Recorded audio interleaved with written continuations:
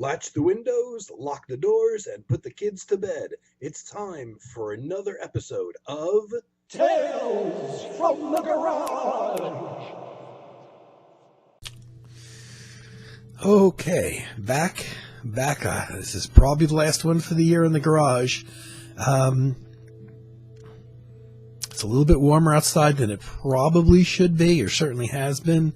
It's still quite cool in here. I've only been out here for a handful of minutes, though, so usually by the time I film, I've been out here for a while, and I've acclimated a little bit to the temperature. Of course, it doesn't help. I still have my short sleeves on and my shorts, but that's what I wear inside the house, and I'm not going to change it just because it's freezing out. Okay, so early December 2018. This year went fast. Who knows what the future holds? 2019, we might even, and going forward, who knows what may happen in the future as far as technological advances go. We may, who knows? I've heard we might even land a man on the moon and might have color TV, and these big record albums I've heard might be replaced by little things with tape in them where you can hear the music, and I've even heard talk of tiny little silver discs that are only like that big that play music too and fit as much as an album. It's incredible, but who knows if all that stuff will happen. Okay, so I'm going to do probably my last vinyl pull. I really doubt that the temperatures are supposed to go back down to to the 30s. Oh, excuse me, and low 40s, which would definitely be too cold to be out here. I kind of don't think that the temperatures will crawl back up very much for the rest of the year. And of course, that's assuming that this recording comes out, because I just did a test recording of a few seconds, which sure as hell didn't come out just before this. So it's hit or miss. Surprisingly, the last video came out. I didn't watch the whole thing through, but I didn't detect any slowdown like the previous one. You don't know with this old computer. So let me just start doing my random vinyl pulls and hope that I can shed some light on some of the things that I'm pulling out here.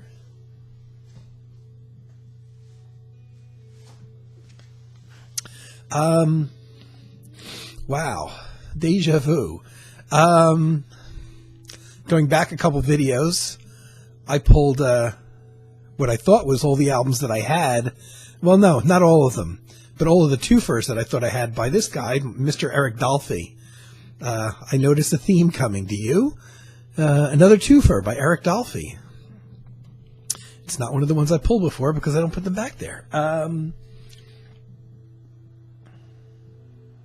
Yeah, I was definitely into, in the very late 70s, early 80s, after discovering the ECM artists, I did begin to experiment around with artists that were more mainstream, but also artists that were in the avant-garde and were from a previous generation and a generation of players that influenced the ECM young men at the time.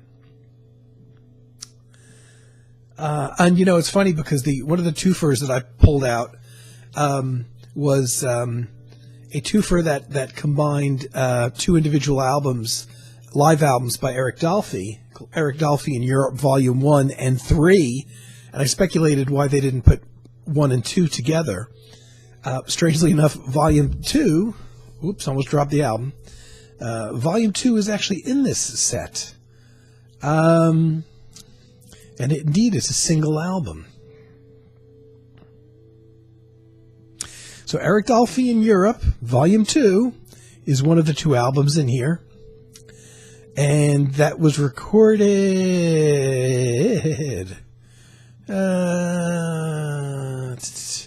Copenhagen, Denmark, September 6th, 1961, and September 8th, 1961. I don't recall the dates of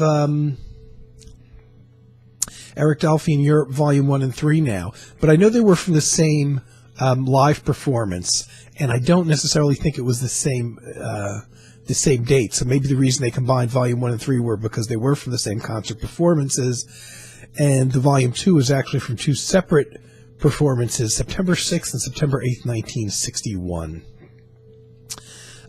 which Eric Dolphy's played alto sax and flute on one track. And the same musicians, though, that supported him, I'm pretty sure, they look familiar on the earlier Eric Dolphy in Europe Volume 1 and 3, and that's Bent Axon on piano, Eric Mosholm on bass, and maybe not the same guys, Jorn Elniff on drums. You know, now that I think about it, I'm not sure that all three of those were the same people that played with him on the other tracks on Volume 1 and 3. But I guess that would explain why 1 and 3 were packaged together, because they were from the same concerts. And these are from two different concerts, apparently, on the same tour, it seems like.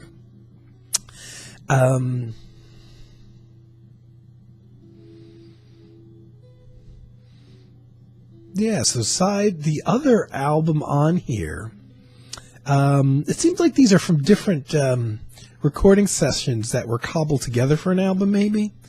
The other album represented here is one called Here and There. Now, these are both Prestige albums. One of the tracks on Here and There is Eric Dolphy playing unaccompanied bass clarinet on one track, which was recorded at the 5 Spot in New York City on July 16th, 1961. And another track was recorded on April 1st, 1960, and that has Jackie Bard on piano, George Tucker on bass, and Roy Haynes on drums. So these are all pretty much,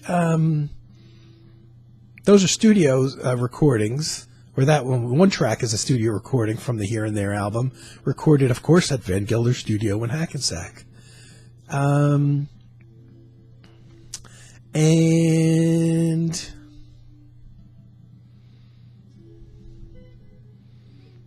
another band featured on the Here and There album, yeah, it looks like this was cobbled together from a bunch of different sessions, has Booker Little on trumpet, Eric Dolphy on sax, Mal Waldron on piano, Richard Davis on bass, and Eddie Blackwell on drums. So it seems like this Here and There album was cobbled together from different sessions, some live, some studio. Interesting. I really can't speak much about these. I remember liking them very much at the time because I haven't yet picked these up on CD. And in fact, that Here and There album only has a total of 4 tracks. There's 2 13-minute tracks, a 5.5-minute track, and a 4-minute track. So it seems like, and in fact, one of the tracks from the Here and There album is actually also from the same live concert sessions that was featured on the Eric Dolphy in Europe Volume 2 album, which may be why they chose to combine these two albums together, because there was one live track that was recorded also at the Copenhagen concerts. Interesting album. Once again, copious liner notes. You know, this is probably one of my Friday night buys, you know. Copious liner notes. A lot of history there, a lot to read. You know, this is one of those things, you get the album, you got 2 albums worth of material. Of course, now I want to hear it. And I don't have these on CD yet. And these were supposedly remastered again for this release in 1977, which I believe was when the other twofer was done. So it seems like in 77, they had quite a catalog reissue of Eric Dolphy's works that they remastered in California for Prestige Records for this twofer. And Ben Sidran, who's a host of one of the jazz and concert radio programs that I used to hear on NPR. Nice picture of Eric. I remember liking this very much, but I can't speak a whole lot about it because it's been years since I heard it. But again, it's Eric. I wasn't able to shed much light on that one, unfortunately. Sorry. Here's another one that I don't have on CD. I'll bet you this isn't even available. I just have a feeling this isn't available on CD. Again, I bought this at Discomat for $4.99 new. List price was $7.98. I bought this when this came out. I remember Tal Farlow, 78. Tal was still alive back then. Tal's incredible. He has huge fingers. I don't know if you can tell from the picture. You really can't tell from the picture. There was a really good hour-long documentary. Because Tal lived in New Jersey down at the shore, the New Jersey Public Television Station, for a good 10 years, used to very frequently play this hour-long documentary on him. I don't know that the documentary was really that popular, but he was a New Jersey musician, and in the jazz world is very well known. And so I got to see it for a whole bunch, like a period of like 10 years. And of course I had it at one point, I recorded it on VHS tape or even beta tape. I dug this album. It's very well recorded. It was 78. You know, Tal's recorded history goes back a long time. This is another Concord. I've been pulling out a lot of Concord jazz albums. Seeing that it's on Concord, you know, it's funny, but you can almost count on the fact that it's not available on CD, even though Concord Records is still very much around, because Concord Records doesn't really care much about their jazz stuff anymore. They've just allowed their great catalog, including Charlie Bird's best records, I think, to go out of print. So, is there an actual recording? I know this came out in 78. I'm looking at there's not an actual recording date on here. Could have been 77, but it's probably 78. Some short liner notes. You know, Tal, mainstream bebop jazz guitarist, incredibly fast. One of the things that he kind of created was he was playing in a trio. I think it was with Red Norvo and was it Charlie Mingus on bass early in their careers, and Tal on guitar, and they didn't have a drummer. And at one point when there would be a vibraphone solo, Tal would hit his guitar and in a percussive style, and managed to create this very realistic sounding bongo sound on the drums. So instead of hitting the body of the guitar, he would hit his fingers on the dampened guitar strings, and on two different strings, one low, one high. So, and he got this bongo thing. You would swear to God that you're hearing a bongo drum going. And those are, it's really incredible to hear. Those are available. I have it on LP, so I don't know what the status is on CD. I'm sure they came out, but that was part of the early Red Norvo trios that Tal was a part of. And you hear this bongo thing all of a sudden. You know, you hear them playing the main melody, and there's guitar there playing chords or solo lines or whatever. But then all of a sudden, when Red Norvo would take a solo, all of a sudden you start hearing these bongos. Like, where the bongos come from? And you realize it's Tal on guitar. This one was this was a personal favorite of the bunch of things that I had by Tal. Tal on guitar, Gary Mazarapi on bass, who got fairly well known. Certainly at the time, I haven't heard his name brought up lately, so I don't know what he's doing. And a guy named Tom Sayek on drums. So it's just guitar, bass, and drums. It's got Here's That Rainy Day, Autumn Leaves, Perdido, Satin Doll, but it also has a couple, it's got 2 Tal originals on here of the 8 tracks.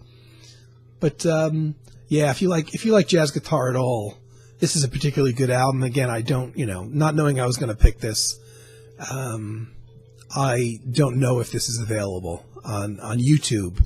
I kind of doubt the CD's in print. But really fantastic guitarist. A nice guy too. One of the ways he also earned some income throughout his whole life, even after he became quite famous as a jazz guitarist, was he was a sign painter, and he still created and painted wooden signs for a lot of small business people, especially down at the Jersey Shore where he lived. And I think he did that, well into his career as a jazz guitarist.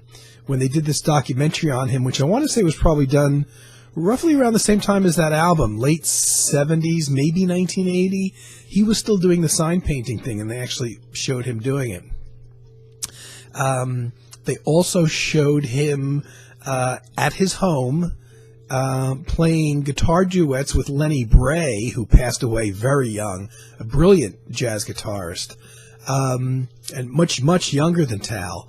And there were some smoking duets that these two guys were playing just inside Tal's home, just for the fun of it.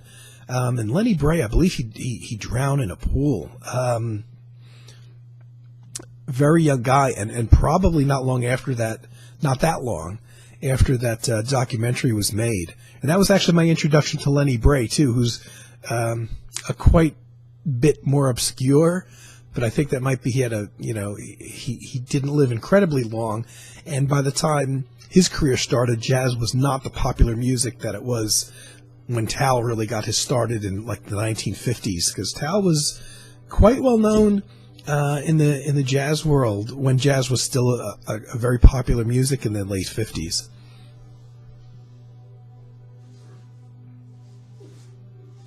I thought I had pulled this out. This is almost like a completely different world here. I thought I had shown this. My favorite album by Latitude. I didn't buy this one at Discomat. I bought this at something called, I think it was Record World, which was another chain. This, I can remember buying this one. I know I talked about this album, but it couldn't have been from a vinyl pull because I wouldn't have put it back there. But I know I did talk about Latitude before. It was just a duo. And I remember I liked shopping at this particular record store because unlike most of the record stores that I went to that were inside a large mall, this was inside a little strip mall, and there was only like 2 or 3, maybe 3 businesses inside the strip mall. So it was always easy to park. And it was a single floor, ground level, but big windows in the store, and if you were there shopping, you could look out the window and see it was right on the highway, see how busy the traffic was on the highway. And if the traffic was particularly bad, it's like, well, I guess I'll just stay here another hour and flip through more records, because there's no, waiting for the traffic to thin out, because there'd be no reason to stick your car in the traffic and just sit there in bumper-to-bumper traffic. So I would spend hours inside the store. It was a fairly well-stocked store, but their prices were very high. So as much as I loved the physical layout of the store, I didn't shop there a whole lot because places like Discomat were around, and each album was several dollars more at this store, which is another chain that's not around anymore. But I remember seeing this. This was on the Lifestyle label. Lifestyle is, again, another label that I'm sure is gone. This is definitely a favorite album cover of mine. I love that album cover. And this is my favorite thing that Latitude ever did. They did a handful of albums. I want to say at least 5 albums. One album for some reason they didn't do under the Latitude name, but it was the same 2 guys. They did it instead under the name Craig Payton and Ben Verdery. So what you have here, this came out in where's the date on here? 86. And I guess compact discs were around, but I remember I didn't see the compact disc for this, which I ended up buying eventually. Because in 86, I was already buying compact discs. But again, like I said, compact discs were more prevalent in terms of the stock of record stores. They were more prevalent in the pop music world. So yeah, this is a pretty simple 8-track album. Longest track is just over 6 minutes. It's Craig Payton, all originals. Craig Payton on the Fairlight 3, the keyboard synthesizer, and a vibraphone. And to this day, he still plays out in New York City, and he's got this vibraphone that's really unusual, and it still works. Back then, he got one of the first. It's pre-MIDI. There's like a synthesizer module that somehow interfaces with the keys on the vibraphone. And just like a synthesizer module, he's got different sounds that he can select. So when he plays the vibraphone, he has the natural vibraphone sound, but he's got many different sounds. And this was something that, I don't know if he co-created, it was created for him, but it's old technology, and he's still using it, and it still works, but I think it's held together by spit and scotch tape now, because it's not possible to replicate it, from what I understand. And the technology would be different. I believe this was also pre-MIDI, so it's not a MIDI setup. So I guess he's got to be really careful with that little module. Somewhere on YouTube, there's I saw him discussing it and showing it, and it's just a little attachment that sits on the side of the vibraphone. It's got a few little buttons on it. Very interesting. Gives him a nice range of sounds. And Ben Verdery is a guitarist. The thing that I really like about this album, because you would expect fusion, it's just these two guys. So it's the Keyboards and Vibes by Craig Payton, who's a really good player. Ben Verdery on guitars. And I thought the thing this is a very laid-back album, and as much as I don't like fusion, I love this album.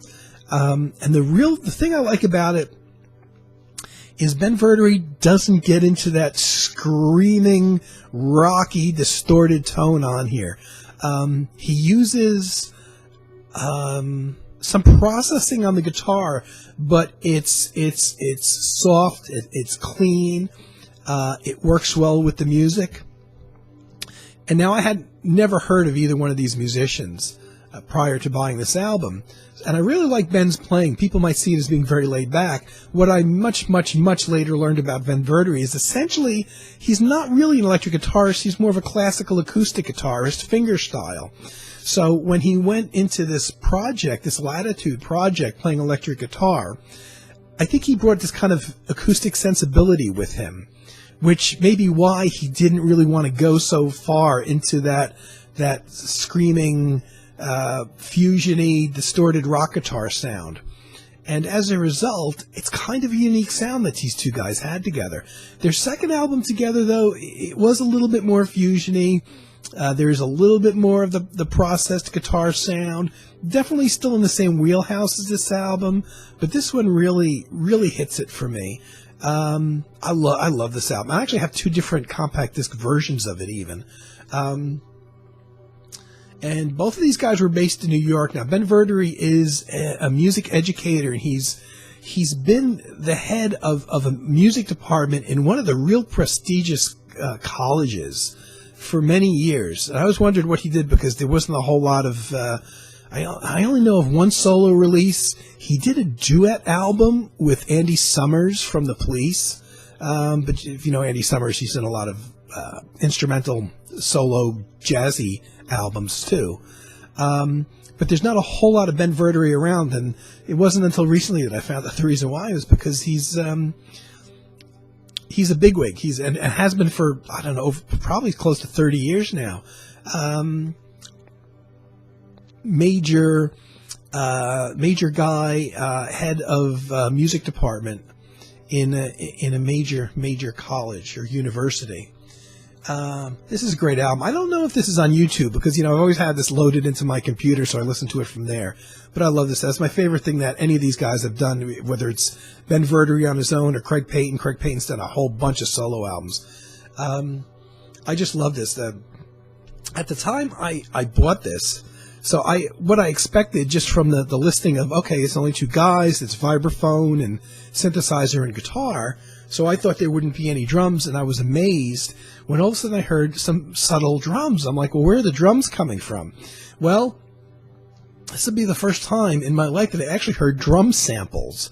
And I don't know if the drum samples are actually coming from what was called a drum box. I don't know if the drum boxes were around, that were little boxes, essentially made of plastic, that had, because it's not credited here, that had different drum sounds. One pad that you could hit with your finger would be a bass drum, another one would be a snare drum, a couple cymbals and toms. I had one at one time, and it disappeared after I lent it to a friend. But it's not something that you would really need much anymore, because most keyboard synthesizers have these drum pads built in. So I don't know where the sample drums came in. And when I first put the album on, I heard these very subtle. I heard a bass drum, and I heard a snare, and I heard some cymbals way back in the mix. Very subtle stuff.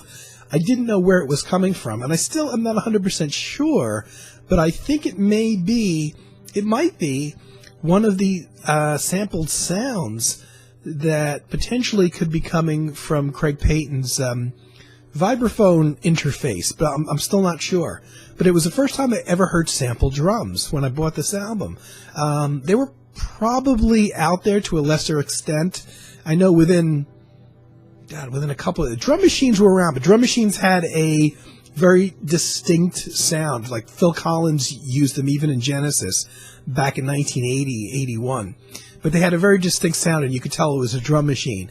These were different. These had a closer sound to a real drum kit, the bass drum and the snare drum and the cymbals.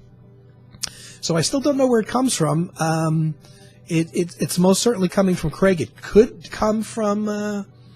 Actually, now I think about it, he's playing a Fairlight 3 synthesizer, which was the most advanced synthesizer at the time. It could have been one of the first synthesizers that actually had those drum sample sounds, and I bet you it did. And I had from those sounds are pretty much readily available from the late 80s on. I even have an old module from probably synthesizer module that has sounds in it from 89, 90, and I still use a couple of the sounds in there, and even that has sampled drum sounds. I love this. It's very mellow, but it's pretty. It's all original music, and pretty much everything I like about Craig Payton and Ben Verdery's music is in there. No title, just Latitude from 1986. Lifestyle. Lifestyle isn't in business anymore, and I know the CDs of that album have gone out of print, but they were in print on 2 different occasions, and there's copies I know floating around still of those. What am I going to pick? Yeah, I'll pick over here. I'll pick over here. I'll pick something over here. Whoa. Wouldn't you know, I had to pick an ECM. Well, I'm glad. If this is the last one for the year, I'm glad that I picked this one. It's an ECM. It is the second album, and my second favorite album, by Azimuth. I get a little sad when I see their albums now. I love these guys so much. 2/3 of a trio, 2/3 of the band have now passed away. It was a band founded by husband and wife team, John Taylor on piano, who also plays organ on this album, and Norma Winstone on voice, and the late Kenny Wheeler on trumpet and flugelhorn. Real unique band. There's no bass, there's no rhythm, there's no drums, just keyboards, voice, and trumpet. And this is their second album, called The Touchstone. And, of course, I have these on CD. The first 3 albums came out finally on CD quite a few years ago now, but it took a long time for them to come out on CD in a 3 CD box set where they packaged together the first 3 albums on ECM. What can I say? Apart from the first Azimuth album, which had no title, this is my favorite. This still has that ethereal sensibility of the first album. The first album did have synthesizer on it. I think the only time John Taylor, the late great John Taylor, played synthesizer on an album. Here he kind of replaces synthesizer with an organ, electric organ. Still gets that nice ethereal sound to it. Mostly he plays piano, but there is some organ on here. Again, similar to the first album, there's six longish compositions. Maybe 1 or 2 of them have lyrics to them, but for the most part, the vocals are essentially exist almost like I think of them as flute parts. Maybe it's because of the range of Norma Winstone's voice being a female. She's in that range. So it's kind of like almost like a keyboard and a voice doing this flute thing, and then Kenny Wheeler's trumpet in there. It's such a unique combination. And of course now, Never to Be Repeated. It's such a great album. Definitely, because of the lack of rhythmic drive and rhythm sections, all of the Azimuth albums are very much nighttime music, I would consider. They almost demand to be listened to after the sun goes down. What can I say? And an absolute classic in the ECM canon of music, as a band and as a group of albums. And I'm a bit sad. Kenny Wheeler, I think, passed away first, and I don't know, maybe half a dozen years or so ago, and John Taylor not long afterwards. And I'm always surprised when I find out these guys passed away. I'm always surprised because I always kind of, for some reason, expect that I may hear that, oh, they're in failing health, and you can maybe anticipate their passing. Plus, he wasn't that old, really. And both Kenny Wheeler and John Taylor were quite active until the time when they passed away. And a lot of times, you kind of anticipate these older musicians passing away when they all of a sudden stop recording, and they haven't done anything for a few years, and they haven't done live performances. But to my perception, both John Taylor and Kenny Wheeler were doing music right up until the point that I heard they passed away. So Norma Winstone's still out there, the vocalist. She's still out there making new albums. She's still recording for ECM at times, but also for other labels. Still doing her unique thing. She's gotten a bit more mainstream, and she's doing more song-oriented things and doing standards, more types of things where she uses lyrics in her music. So there's not really anybody out there so much doing the Azimuth thing, that type of music. Definitely, if this sounds interesting to you and you haven't heard them, there are various. I know there's a bunch of individual tracks. I'm not sure about full albums up on YouTube. So if it sounds interesting to you, I think you should find them and give them a listen, because they're not quite like any other group or any other pairing of musicians that I've ever heard. So if that's the last album that I'm going to pick this year, being out here in the garage, I guess it's a fitting one. So thanks for watching. I'm hoping this video is going to come out. Fingers crossed. And I'll be doing another video soon, but it looks like it's probably going to be inside. I don't know. I'm not anticipating too many days where it hits 50 degrees or so. Okay, guys, thanks so much for watching. And I will be back soon, in one form or another. Take care. Tune in next time for more Tales from the Garage.